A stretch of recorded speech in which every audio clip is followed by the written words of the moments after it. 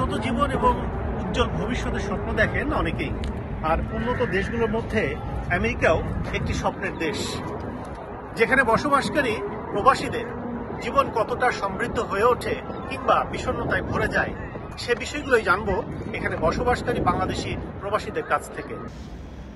যুক্তরাষ্ট্রের Washington, Maryland, ভার্জিনিয়াতে বসবাস করেন কয়েক হাজার বাংলাদেশি।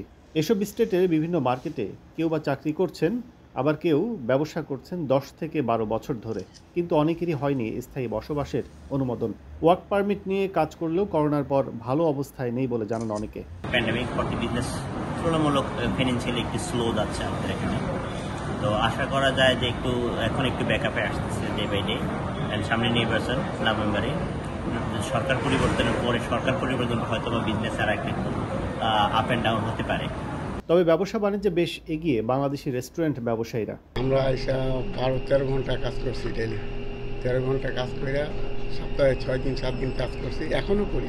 এখন তো আলহামদুলিল্লাহ ভালো। আমি দেশের 1 নম্বর গ্লুকোজ ব্র্যান্ড গ্লুকোম্যাক্স টি একই এনার্জিতে এলো নতুন প্যাকে। পরিশ্রম আর দক্ষতায় একের পর এক নতুন রেস্টুরেন্ট চালু করছেন কেউ কেউ। মাত্র 4 বছরেই ব্যবসা করে বনে গেছেন $মিলিয়ন মালিক। সুযোগ করেছেন বাংলাদেশি সহ শত মানুষের কর্মসংস্থানের। $170,000 দিয়ে আমি ফার্স্ট বিজনেসটা শুরু করি। আলহামদুলিল্লাহ আমার এখন অনেক দোকান, 100-এর উপর এমপ্লয়ি। শুধু ওয়াশিংটনে বিভিন্ন ব্যবসা করছেন প্রায় 1000-এর মতো বাংলাদেশি।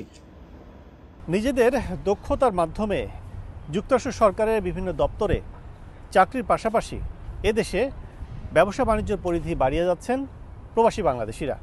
তবে চলতি বছর শেষে যে নির্বাচন, সেখানে ডেমোক্রেট না রিপাবলিকানদের জয় হবে, তার উপর অনেকটা নির্ভর করছে কতটা সহজভাবে বাংলাদেশিরা এদেশে ব্যবসা বাণিজ্য করতে পারবেন।